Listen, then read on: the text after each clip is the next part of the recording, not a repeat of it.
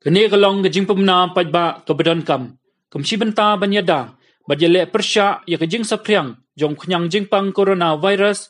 Ka office jong subdivisional officer. Sora civil subdivision. Limba ke section 144 CRPC. Kela penjari. Ya ke total curfew. Kebasau pupra kenta. Ha ke subdivision hi barok kawai. Nadok kepor. Henrio beje menstep. Jong kakat sau terik u April arhajar arpau. Hadok kepor. Henrio beje menstep. Jong kakat henrio terik u April arhajar arpau. Lan no tang yikitu ki essential services. Kaladon kawai ke kies. Hakaba uwei u doktor. Ubana Bethany Hospital. Ula test positif. Lani layo yo coronavirus. Kumta la kerpat ikinong syong syong baro. Ban sngobhaya trailang. Bat ke sarkar. Hakum kani kepor ke bakongsan. Bat la kerpat ya baro. Ban num ya mi syuk. Nalaki jong ki yeng. Kenang baki health department. Kala ban tray ya kekam ke jongka. Hakaban budien ya baro. Kitu ki balak ban bit. Ya uni virus. Kenang baki la ban tek lakam. Ya ke jing sapriang jong uni virus. Kerpat ru ya baro ki pajba. Bat kumjuk ru ya ki officers. Bat nong tray sarkar. Ki badan. Lani balalej habet ni hospital. Kebah Shillong. Bat hanong po. Ha lani hadien. Jong ke arpu arterik umaj.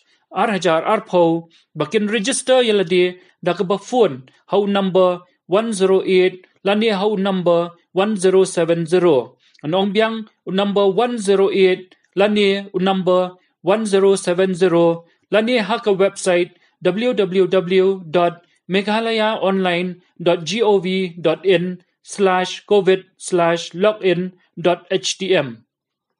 Kesorkar jela kelalong kebapen krek. Bat kala biang lut yaki atiar baro hakaban tek lakam yaw ni virus. Kumta la kerpat ikpaj ba baro pakim day ban syap tiang la ni kul marjing mod hakabe day bat kani. Henry kidai ban long ki basyempang bat ki bastart hakum kani kepor. La pen sange no ya ke jing pen bet ban plie ya kedukan wholesale haka khat sau tarik u April arhajar arpau.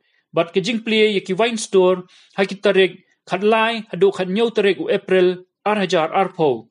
La pen sange ru ya borok ki curfew pass hakini ki saupu prakenta lan no tang ya ki essential services bat ki kali kit nongpang bat kali kit dawai.